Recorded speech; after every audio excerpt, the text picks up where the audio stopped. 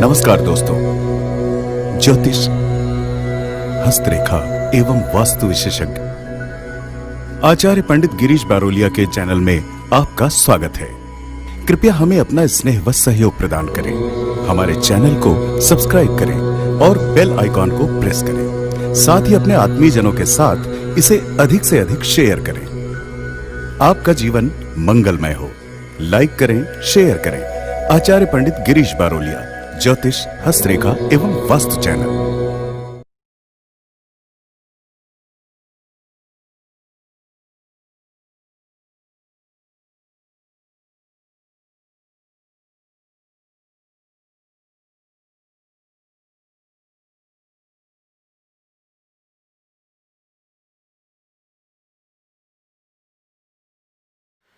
राधे राधे, जय श्री कृष्णा। नमस्कार, मैं आचार्य पंडित गिरीश बारोलिया। गायत्री महामंत्र। ओम भूर्भुवः स्वाहा तत्सवितुर्वरेण्यं भर्गो देवस्य धीमहि धियो यो नः प्रचोदयात्। अखण्डमण्डलाकारं व्याप्तं येन चराचरं तत्पदं दर्शितं येन तस्मै श्री गुरवे नमः। तस्मै श्री गुरवे नमः। मित्रों, गायत्री साधना प्रश्नोत्तरी की इस कड़ी में आज हम आपके लिए दो प्रश्न लेकर के आए हैं। ये है नवीन चंद्र जोशी, देहरादून उत्तराखंड से हैं। ये इन्होंने लिखा है, सादर प्रणाम पंडित जी। यूट्यूब पर आपके गायत्री से संबंधित सुझाव, विचार, प्रश्नोत्तरी से मेरी भी लालसा हुई है कि आपसे मार्गदर्शन प्राप्त करूं। इनका पहला प्रश्न है, यज्ञोपवीत यानी जनेऊ संस्कार के समय गुरुओं व पंडित जी द्वारा गायत्री मंत्र की दीक्षा दी जाती है, क्या फिर अन्य गुरु की आवश्यकता होती है? दैनिक गायत्री उपासना से माँ की कृपा होती है या नहीं? इसके लिए साधना ही एकमात्र रास्ता है। कृपया करके मार्गदर्शन करें। इनका नाम है नवीन चंद्र जोशी। जोशी जी, आपके जवाब देने के पहले एक प्रसंग के माध्यम से हम आपको बात समझाने का प्रयास करेंगे। प्रसंग हम इसलिए आप लोगों को बताते हैं क्योंकि प्रसंगों के माध्यम से व्यक्ति के जो है बात को बड़े जल्दी समझ जाता है। ऐसे समझाने बैठेंगे तो बहुत समय लगता है और आदमी समझ नहीं पाता है, लेकिन कुछ प्रसंगों के माध्यम से व्यक्ति को बात बड़े जल्दी समझ में जाती है। एक बहुत ही कुख्यात डाकू था, जगह जगह डाके डाला करता था। लोग उससे बड़े परेशान थे। वहाँ का राजा भी उससे परेशान था, लेकिन उसको पकड़ नहीं पाते थे। धीरे धीरे उसका भी लड़का बड़ा होते गया और वो भी एक कुख्यात डाकू बन गया। जब वो कुख्यात डाकू बना और जब अपने पिताजी के साथ में डाका डालने के लिए जाया करता था, तो जहाँ कहीं भी महावीर के प्रवचन हुआ करते थे तो वो उनको एक हिदायत देता था कि देख बेटा, तो इस बाबा की कोई बात मत सुनना, क्योंकि यह अपने धंधे का दुश्मन है। यदि तू इसकी बात सुन लेगा तो फिर अपन अपना धंधा नहीं कर पाएंगे। कुछ समय के पश्चात उसके पिता की मृत्यु हो गई। वो अपने पिता से भी बड़ा कुख्यात डाकू बन गया। एक बार क्या हुआ, जब वहाँ से वो निकला तो महावीर कुछ बोल रहे थे, तो एक शब्द उसके कान में सुनाई पड़ गया। उसने तुरंत अपने पिता की बात याद आई, उसने कान बंद किए और वहाँ से घोड़े को दौड़ा दिया।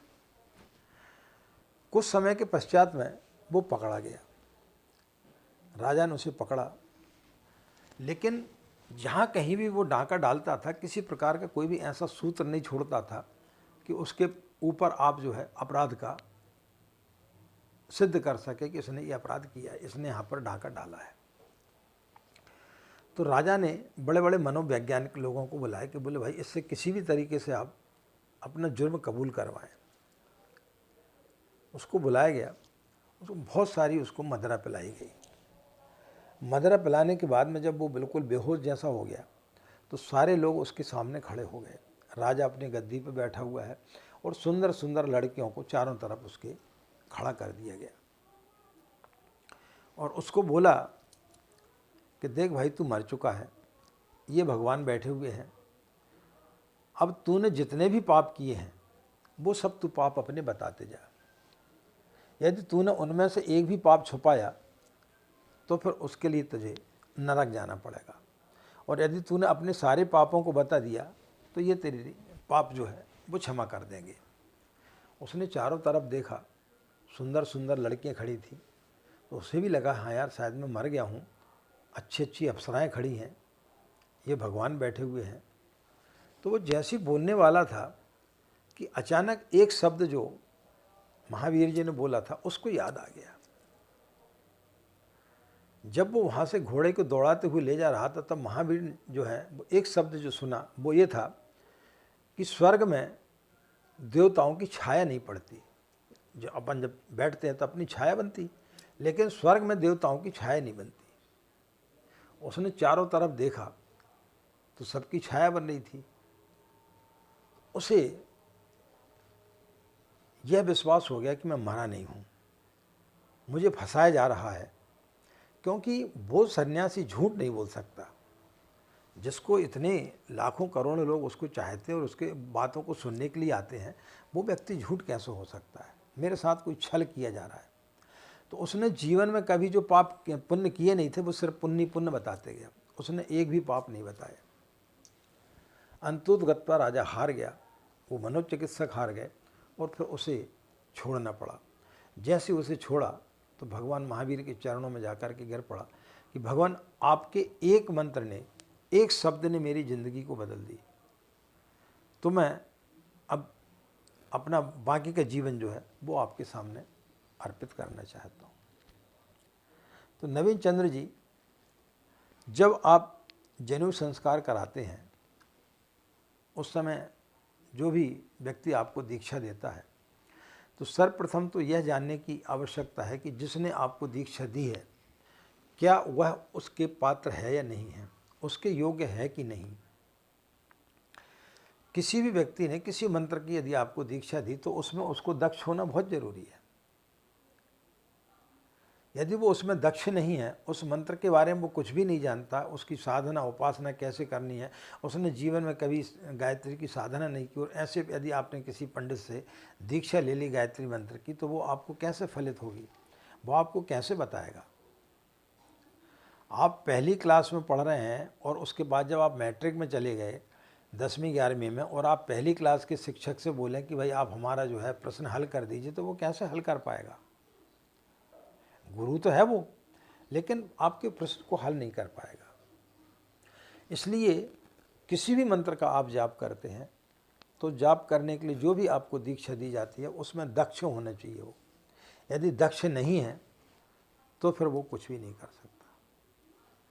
मंत्र शब्द बन जाते हैं, जैसे महावीर का एक शब्द वो मंत्र बन गया उस व्यक्ति के लिए, वह उसके लिए गुरु मंत्र बन गया। और उसने देखा कि इस व्यक्ति ने ये चीज़ बोली थी, मतलब ऐसा नहीं हो सकता, तो वह जो शब्द है ना वो मंत्र बन गया। तो जो सिद्ध पुरुष होते हैं उनकी वाणी मंत्र बन जाती है। तो ऐसे किसी सिद्ध पुरुष को लेकर के, ऐसे किसी व्यक्ति को आप यदि गायत्री मंत्र की उपासना कर रहे हैं और ऐसे किसी सद्गुरु से यदि आप दीक्षा लेते हैं तो फिर आप निश्चित रूप से उसका पूर्ण रूप से लाभ प्राप्त कर सकते हैं। ये कहीं पर भी नहीं है, हमने इसके पहले एक वीडियो डाला है, उसमें हमने बताया कि एक से भी ज़्यादा आप गुरु बना सकते हैं। दत्तात्रेय ने भी 24 गुरु बनाए थे।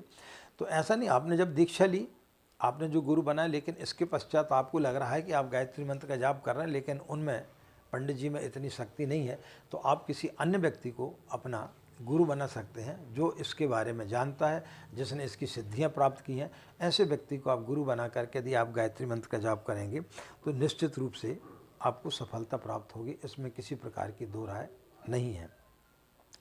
दैनिक गायत्री उपासना से माँ की कृपा होती है या इसके लिए साधना ही एकमात्र रास्ता है। माँ की कृपा आप दैनिक साधना करते हैं, दैनिक साधना और साधना इन दोनों में थोड़ा सा अंतर आप समझ लें।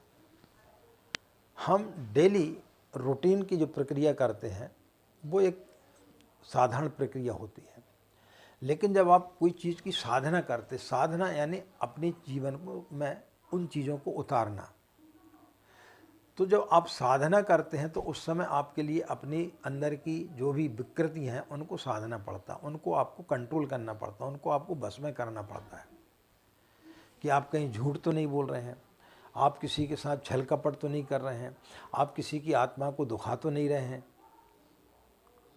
जब आप किसी मंत्र की साधना कर रहे हैं तो आप ब्रह्मचर्य से रह रहे हैं कि नहीं रह रहे हैं, आपके अंदर किसी महिला को देख करके कुविचार तो नहीं आ रहे हैं, यानी जो मन है वो समाप्त हो जाने चाहिए। आप में और परमात्मा में फिर कोई भेद नहीं होना चाहिए, तो वो होती साधना। तो जब आपका मन ऐसा सध जाए तो फिर निश्चित रूप से आपको उसमें साधना आपकी फलित होगी और आपको उसके पूर्ण लाभ मिलेगा। एक लड़की रात्रि 12 बजे अंधेरे में एक जंगल में चली जा रही थी। एक साधु महात्मा वहाँ पर तपस्या कर रहे थे। लड़की बदहवास दौड़ते हुए चली जा रही थी। जाते जाते उसको, वो साधु महाराज को उसका पैर लग गया। वो लड़की चली गई। साधु ने देखा कि एक युवती है और वो मेरे को पैर मारते हुए चली गई, मैं इतना बड़ा सन्यासी और मेरे को पैर मार दिए इसने, लौट नहीं दे इसको, मैं इसको श्राप देता हूँ। जब वो लड़की लौटी 4 बजे के आसपास, वो बैठे हुए थे। बोले रुक। बोले क्या बात है? बोले मैं तुझे श्राप देता हूँ। बोले किस बात का? बोले जब तू यहाँ से गई तो तू मेरे को पैर मारते हुए, पैर की ठोकर मारते हुए गई। तो वो लड़की हंसी। बोले महाराज आप मुझे क्या श्राप देंगे? आप 12 बजे से 4 बजे तक मेरा इंतज़ार कर रहे हैं कि ये लड़की ने मुझे ठोकर मार दी। अरे भाई मैं तो अपने प्रेमी से मिलने के लिए जा रही थी, मुझे कुछ भी होश नहीं था कि कौन है, कौन देख रहा है, कौन नहीं देख रहा है। मेरा सिर्फ एक लक्ष्य था कि मुझे अपने प्रेमी से मिलना है। और जब मैं मिल कर के लौटी, जब तक तुम मेरा इंतज़ार कर रहे थे, न तुम्हारा भगवान में मन था न किसी मन था, तो तुम मुझे क्या श्राप दोगे? तुम भगवान के पास थे ही कहाँ? तुम्हें मेरा पूरी चीज़ मालूम है कि मैं क्या कपड़े पहनी थी, मेरा पल्लू नीचे था या ऊपर था, मेरा कौन सा कपड़ा कहाँ गिरा हुआ था। जब तुम उन सारी चीज़ें देख रहे थे तो तुमने अपने मन को साधा कहाँ है? तुम कैसे साधक स्तर के हो सकते हो? तुम में वो शक्ति कहाँ से आ सकती है? तुमसे ज़्यादा शक्ति तो मेरे अंदर है कि मैं तुम्हारे लिए जो है वो दे सकता हूँ, बल्कि मैं तुम्हें श्राप दे सकती हूँ। तो मित्रों, साधना एक अलग चीज़ होती है, नित्य क्रिया एक अलग चीज़ होती है। दैनिक आप जब जाप करते उसका भी फल मिलता है, ऐसा नहीं कि नहीं फल मिलता। लेकिन जब आप किसी विशिष्ट साधना में जाते हैं, विशेष रूप से भगवान की साधना करते, कोई अनुष्ठान आदि करते हैं, तो उस समय आपको सारी चीज़ों पर कंट्रोल रखना पड़ता है। तो फिर वो उस समय की हुई साधना आपके लिए फलित होती है, ऐसे नहीं होती है। इसलिए आप ऐसी स्थितियों में यदि आप साधना और डेली रूटीन की जो प्रक्रिया, उसको थोड़ा सा आप समझें। नित्य क्रिया और साधना दोनों में फ़र्क होता है। साधना यानी अपने जीवन में को पूरा संतुलित करना, जीवन को पूरी तरीके से साधना। यदि आप अपने जीवन को नहीं साध पाए तो फिर वो साधना में आप सफल नहीं हो सकते, क्योंकि जब आप भगवान के साथ समीप बैठते हैं तो फिर वो उस महिला जैसे हो जाते हैं जैसे कि आप वो प्रेमिका से मिलने के लिए जा रही थी तो उसको कुछ भी होश नहीं था। तो ऐसे जब आप परमात्मा के पास बैठते तो उस समय आपके लिए फिर किसी प्रकार का कोई होश नहीं रहता। आपका सिर्फ एक लक्ष्य रहता है कि माँ से हमें किस प्रकार से मिलना है, माँ से हम कैसे वार्तालाप करें, माँ का हम अनुदान कैसे प्राप्त करें। वो स्थिति साधक को लाना पड़ती है। यानी साधक और इष्ट में जो है फिर कोई फर्क नहीं रह जाता, उस समय वो पूर्ण रूप से मिट जाता। आपको मिटना पड़ेगा। जब कुम्हार घड़े बनाता है तो मिट्टी लेकर के आता है, तो मिट्टी घड़ा नहीं बनती। वो उसके कंकड़ पत्थर बीनता है, उसको सानता है, उसके बाद उसको ठोंकता है, पीटता है, फिर घड़ा बनाता है, उसको 10 जगह ठोंकता है, फिर उसके बाद उसको जो है तपाता है। तपाने के बाद फिर वो पानी भरने के योग्य होता है, उसके पहले नहीं होता। कच्चे घड़े में यदि आप पानी भर देंगे तो फूट जाएगा, वो बह जाएगा मट्टी बन करके। तो उसको तपाना, जब आप अपने आप को उतना तपा लेते हैं तो फिर किसी प्रकार की कोई भी सिद्धियां आपको प्राप्त ना हो, इसकी कहीं कोई संदेह करने वाली बात नहीं है। निश्चित रूप से आपको वो सिद्धियाँ प्राप्त होंगी। तो दैनिक जाप और साधना दोनों में आपको फ़र्क समझना पड़ेगा, और जिस दिन आप एक फ़र्क समझ गए उस दिन आप साधना और दैनिक जीवन के में लाभ प्राप्त कर सकते हैं। इन्हीं कामनाओं के साथ मित्रों कि आपका दिन मंगलमय हो, आप लोग खुश रहें, मस्त रहें, माँ गायत्री की असीम कृपा इसी प्रकार आप लोगों के ऊपर बनी रहे। हाँ, और यदि मित्रों आप लोगों के अंदर यदि किसी प्रकार की कोई भी शंका है, कुछ प्रश्न आप गायत्री से संबंधित आप जानना चाहते हैं, तो तुरंत अपने व्हाट्सएप पर अपनी शंकाएँ लिख करके भेजें, अपने प्रश्नों को लिख करके भेजें। यदि हमें लगेगा कि इन प्रश्नों को उत्तर देने से कई लोगों का फ़ायदा होगा तो ज़रूर उसको हम अपने वीडियो में शामिल करेंगे, और जिस प्रकार से इन वीडियो को हम बना रहे हैं आपका भी वीडियो निश्चित रूप से हम बनाएंगे। इन्हीं कामनाओं के साथ में आप हमें आज्ञा दें।